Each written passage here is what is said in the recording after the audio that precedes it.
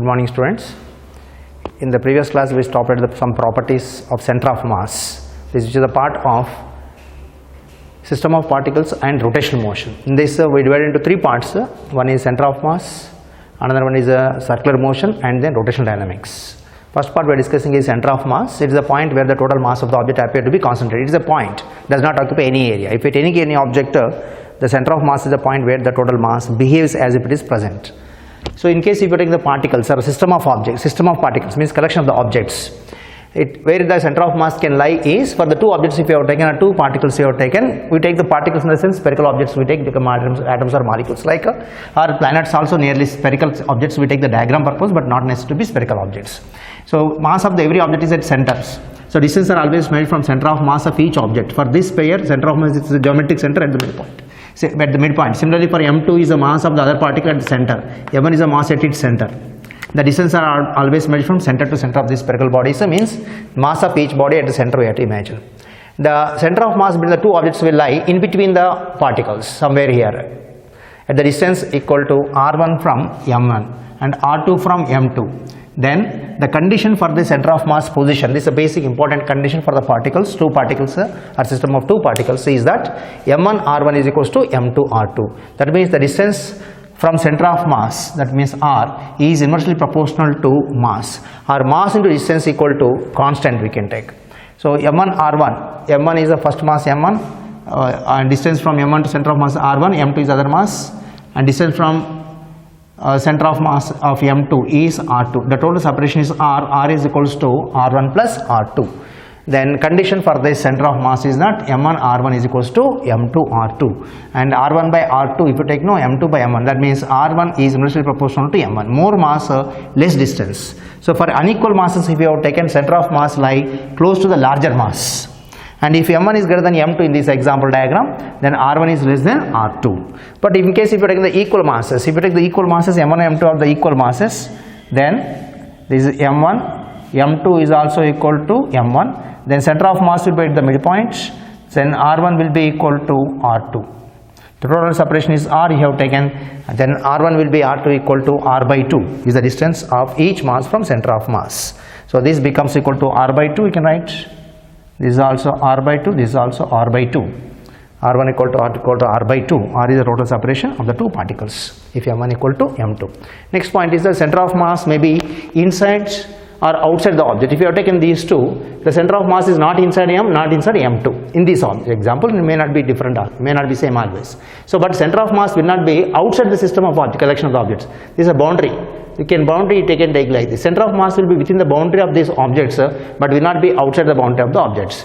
So center of mass if you take the two particles means the line joining the two centers of the particles, on that only center of mass we are taking. It lies. Center of mass may be inside the objects and it can be outside also. But it will not be outside the boundary of the system of particles, but it will be within the boundary of system of particles. That condition you must know. Next, there need not be any material mass. There need not be any material mass, means center of mass is the point where total mass of the object appears to be concentrated. This line is not there. This is the only imaginary line we have taken. There may not be any rod connecting between these two. The center of mass is here. It is outside the objects, and there need not be any material here. Its material is here in M1, M2, but there is no metal here. That is called as material mass at center of mass. For the ring, for example, if you are taken this, you will be asked for one more question. Give an example where center of mass is not inside the object. It is the object. Ring if you have taken. Center of mass will be at the geometric center of the ring. That is here. There is no mass, but the center of mass will not be outside the ring. It will be within the boundary of the molecules or particles of this ring. And the center of mass is at the midpoint where there is no material mass here. That is an example. There need not be any mass material at center of mass. For ring, center of mass lies at the geometric center where there is no material at all. This example is important for one more question. In case if you are taking the particle objects of very large mass, for example planet system, if you are taking the sun and earth systems, if you are taking the sun and earth, sun is so big compared to earth that the center of mass of this earth, it is even smaller comparatively. This is the earth, this is the sun. Sun is so big that the effective center of mass M1 R1 is equals to M2 R2 condition satisfied. More mass means less distance. So mass of the sun is so large and compared to the mass of the earth, that the center of mass is almost close to the center of the sun only. And if you disturb any objects, for this planetary motion specifically, the center of mass is called as a barycenter. For these planetary system objects, planets, stars, sun, and even sun, moon, earth and moon, the center of mass is also called as a barycenter, B-A-R-Y-C-E-N-T-R, other name for the center of mass. So in case if you disturb these objects, apply the force and these objects, there are two kind of motions we take. One is basically translatory motion, another one is called as a rotational motion. In the case of the fan, there is a rotational motion. All the particles are rotating, but they won't have the same speed. The distance from the center as changes, the velocity changes. That is rotational motion. Objects keeps on rotating around a fixed point. This is rotating like this. But in the case of the rod, moving horizontally like this, all the particles are moving parallel to each other. They all have the same velocity. But in case if you are taking the rotation motion of the same rod like this, about the fixed point rotating, then in the given time, this tip travels this much distance, this travels this less distance, this traveling the more distance in the same angle of rotation theta, in the same time theta, the particles are not having the same distance traveled. That means the tip travels with more speed than the particle which are close to the center of the circle or axis of the rotation we can take. That means velocity here V1, V2. V2 is greater than V1, particles don't have the same velocities. This is a rotational motion. For the translatory motion, all the particles have the same velocity and moving parallel to each other. This is called as a translatory motion. Translatory motion, this is called as a rotational motion. In case if you apply the force for these objects, unequal or equal masses, whatever it is, if you apply the force at center of mass, then the particles will have translatory motion. If you apply the force at center of mass, the particles have translatory motion. If you take this object, center of mass is located at this geometric center. If I apply the force along the line passing the center of mass, the object will have the translatory motion. All the particles go parallel to each other at the same speed. But in case if I apply the force not through center of mass, at any other point if I applied, the object starts rotating about the center of mass. Same thing happens here. Equal mass or unequal masses, in case if the object is force applied on this, or gravitational force applied, or particles are coming and already going in some direction, get into the attraction of the other objects in the other planets, then already it is in motion, but it is struck up by this gravitational attraction and into this attraction, then it starts rotating. But both will have the influence of each other. The result is that both will rotate around the common center of mass, that is called as a barycenters. But in this case, if you take the earth and the sun is so large that the combined center of mass is almost close to the sun only. Therefore, earth behaves as if it is rotating around the center of the sun, but actually that's not rotating center of sun, it is rotating around the center of mass. Even sun also has to rotate around the common center of mass, that is a barycenter, but you will not notice that much in this case. In case of the twin stars, called as the binary stars, in case of the masses are nearly equivalent or just unequivalent, large masses may be there, they will be rotating at the common center of mass. They rotate in a circular path, maybe different radius, but they rotate around this center of mass. If they have the equal masses, then due to the gravitational force provided the centripetal force, they rotate in a circular path. There is no object here, they just keep on rotating around a center of mass. And if you take the sun, this will be asked for the 2 marks question generally, or 3 marks questions. The sun, if you take the earth and moon. Moon mass is very less than that of the earth. So the moon rotates around the center of the earth. No, it's actually rotated around the common center of the mass, called as the barycenter. The center of mass of this combined is not exactly the center of the earth, but it's little close to the earth center. So this is here. Center of this moon is rotating around this common center of mass. Earth is also rotates around it. That is called a wobbling motion. Earth rotates like this, and then combined center of mass of these two are rotating around the center of mass of the sun, which is close to the center of the sun itself. So center of mass of the combined object can be inside the other object also. That is possible when the mass are very much difference is there, like very big objects very close to the smaller objects like sun near the planets. Next point is symmetrical objects, center of mass of some symmetrical objects.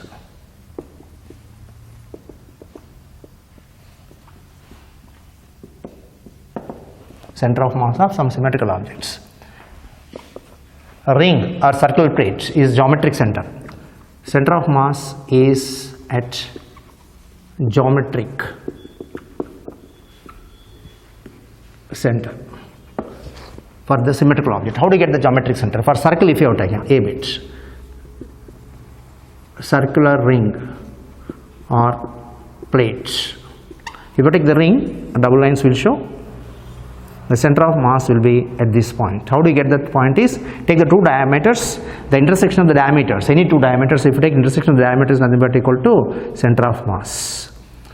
That is for ring where that center of mass is, center of mass is at intersection of diameters.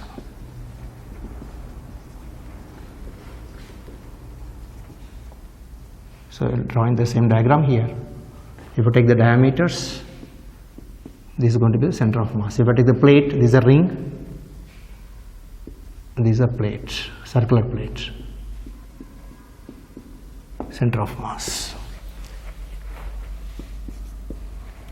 Intersection of diameters. If you take the rectangular plate or square plates with uniform thickness, please, thickness is should be uniform.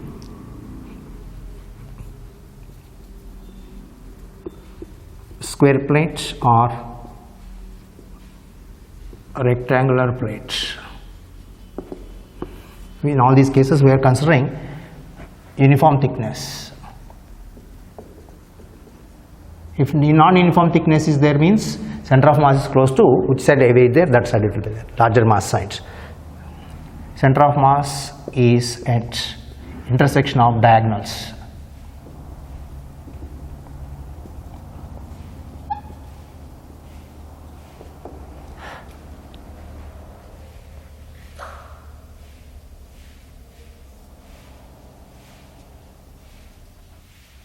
The center of mass. Square is a type of the rectangle with equal dimension sides. This is center of mass. Sphere also at geometric center. Solid or hollow.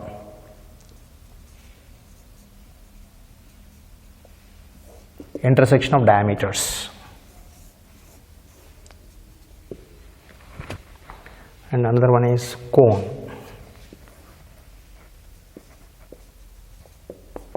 Solid cone I am giving.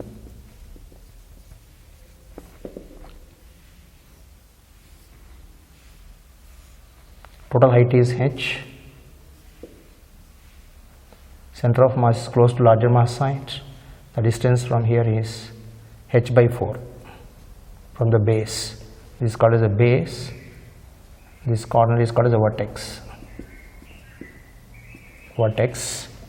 The center of mass is close to the base. That height is, total height is h, means this is going to be h by 4. Remaining height is 3h by 4.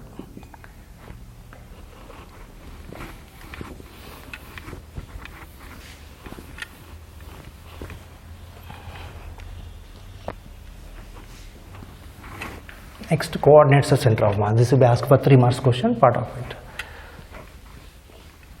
Coordinates of velocities, accelerations of center of mass derivations we have to do. In that coordinates they will ask for 3 marks question.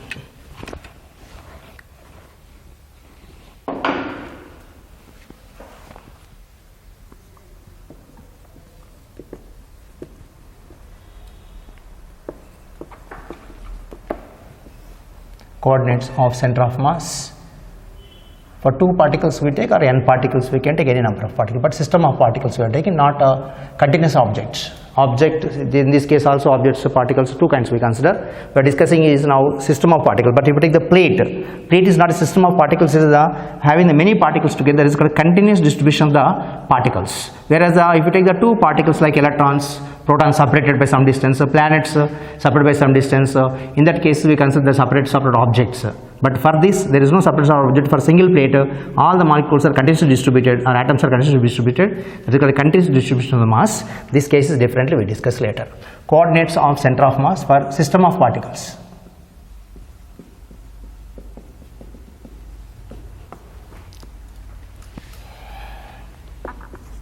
First consider the 2 particles and then we generalize for n number of particles.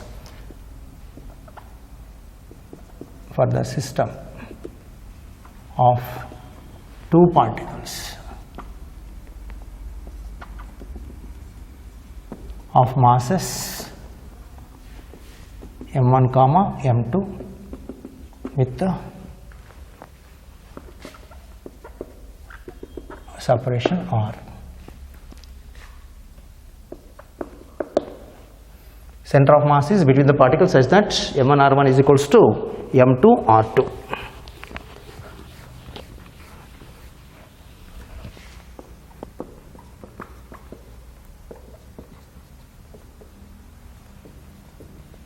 Such that m1 r1 equal to m2 r. This is an important condition for us. What is r1 and r2? r1 r2 are the distance of m1 and m2 from center of mass, where r1 comma r2 and r1 is distance of m1 from center of mass, r2 of m2 from center of mass. Let us consider the two particles on x-axis. Let m1 comma m2 are on x-axis. Then we take the coordinates as xcm, x1 distance of the particles m1 from origin. We take the two particles on x-axis. This mass is m1, this mass is m2, origin. This is x-axis, positive x-axis we are taking, and m1 to the distance of origin to m1 distance is x1, and center of mass is in between. The distance from origin to center of mass is xcm, and distance of m2 from origin is x2.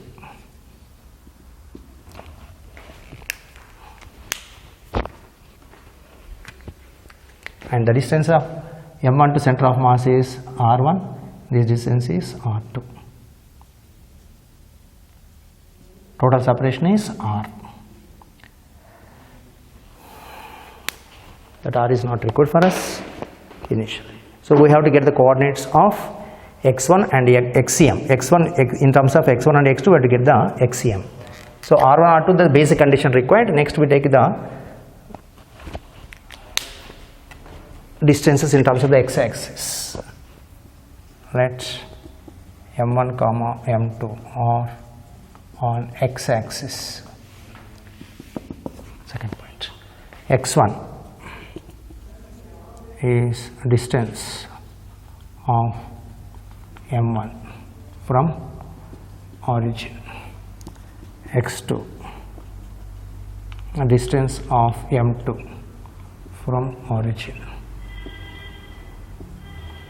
xcm is distance of center of mass from origin O. In this diagram, this is the origin we are taking. This is nothing but equal to x coordinate we call of center of mass.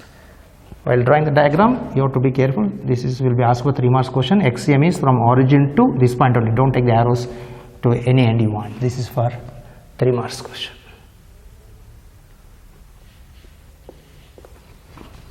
Next, what is this x1 x2 we can extract from?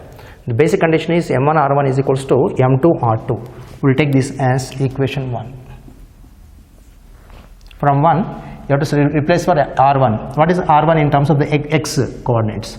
Is you can say this x1 is distance means x1 x2 are the coordinates of m1 and m2 they are.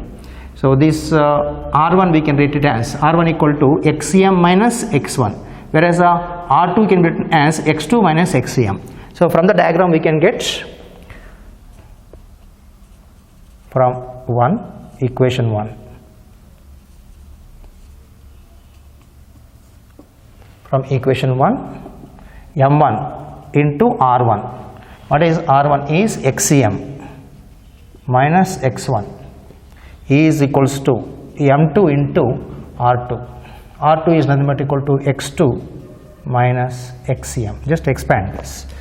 What get a relation is m1 into xcm minus n1 x1 is equals to m2 x2 minus m2 xcm.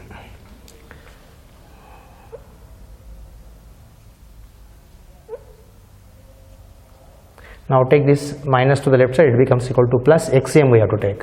So m1 x center of mass plus m2 x center of mass is equals to m1 x1 take it to the right side becomes equal to plus m1 x1 plus m2 x2. We want xcm. We can take out this xcm common out.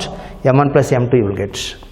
Result is therefore xcm into m1 plus m2 is equal to m1 x1 plus m2 x2.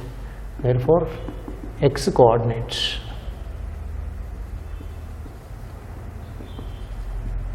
of center of mass is xcm equal to m1 x1 plus m2 x2 by m1 plus m2. This is only for two particles. What if I have taken n particles? N particles have m1, m2, m3 like that on the x-axis only if we have taken. Then symmetry is there in all the formulas. One formula if you remember, remaining formula will be easy for us for the numericals, even for derivations. So we take this x coordinate. If I take the n particles, what happens is m1 x1 plus m2 x2 plus m3 x3 and so on mn xn by total mass m1 plus m2 plus m3 and so on. Similarly, if I take the particles not on the x-axis, they can be somewhere in between x and z axis. They can have the three coordinates x coordinate, y coordinate, z coordinate. In symmetry, we can write ycm equal to m1 y1 plus m2 y2 plus and so on m1 mn yn by m1 plus m2 plus and so on mn. This denominator what is we are getting is sum of all the masses means called as the total mass. Similarly, we can write for zcm also and position coordinate rcm also we can write.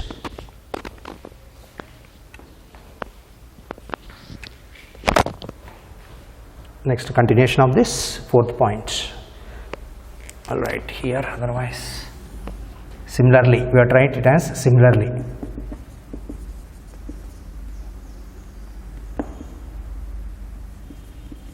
For n particles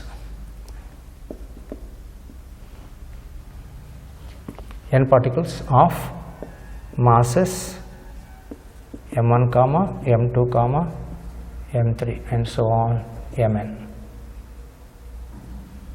with coordinates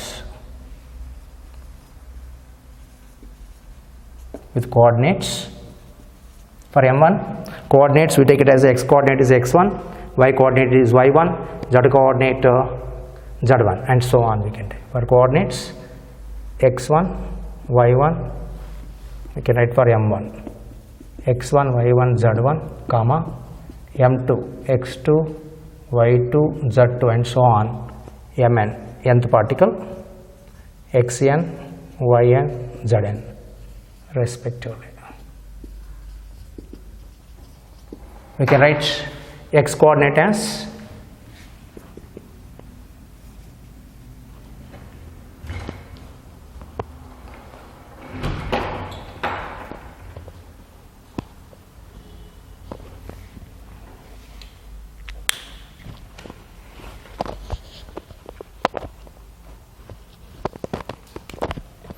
x coordinate of center of mass is xcm equal to m1 x1 plus m2 x2 plus and so on plus m3 x3 plus and so on mn xn by total mass m1 plus m2 plus m3 plus and so on plus mn. Similarly, y coordinates I am going to write that on the left side.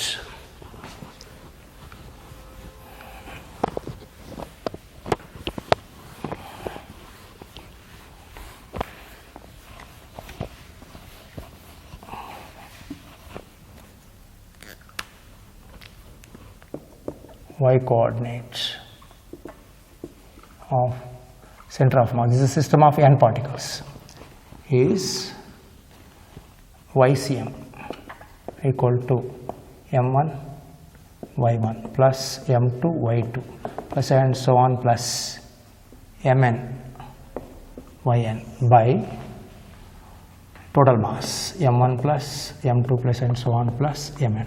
This is sometimes written as sigma mi yi by mi, I equal to 1 to n, we can write for all this. I am not writing that expressions.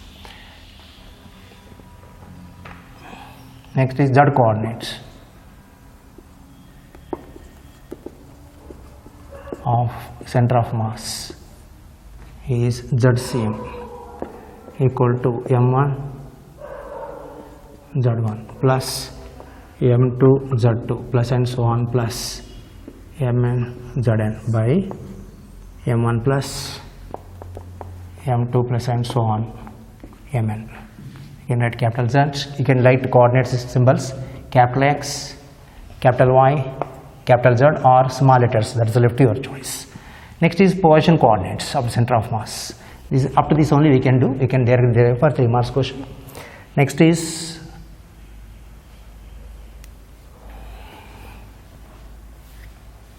similarly we can write 5th point. Position vector of center of mass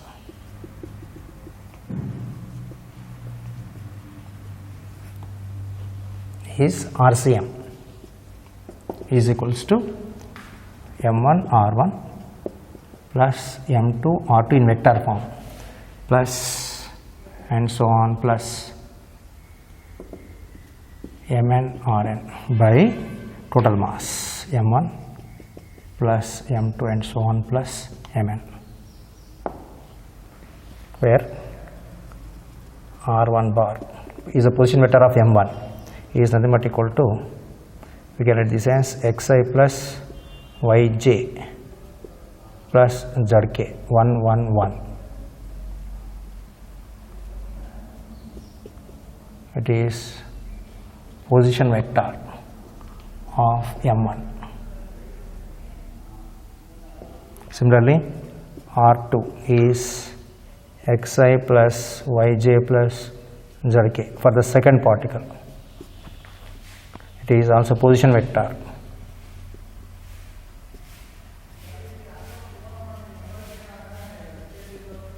of m2. Similarly, I can take Rn.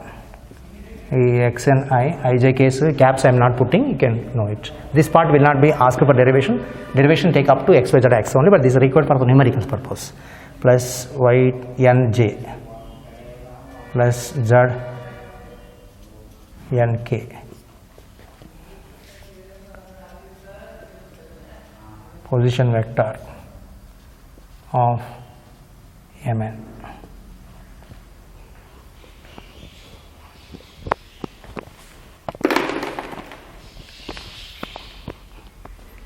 For the two particles, if you have taken the position vector, how do you take the relationship? You can take this as extra point.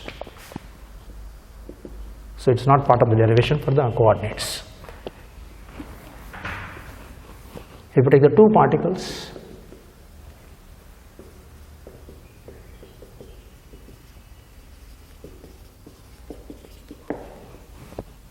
of m1 comma m2, system of two particles. What is the position vector we take is, this is m1 x1 coordinates x1 y1 z1. This is m2 particle coordinates x2 y2 z2. The distance from the origin to the given object is nothing but equal to position vector r1 bar.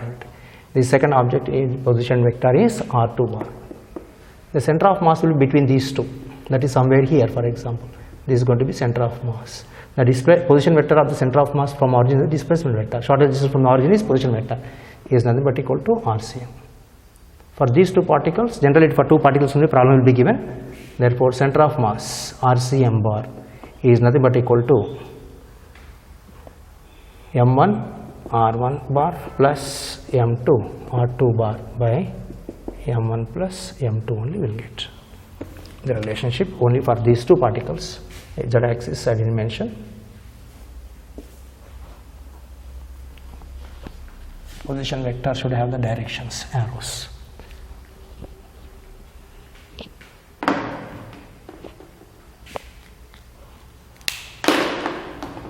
Next we take is these are the position coordinates and position vectors. Next we will discuss the velocities. When the particles are at rest, we are discussing. If they are in motion, the particles can be going in any direction, whatever the direction they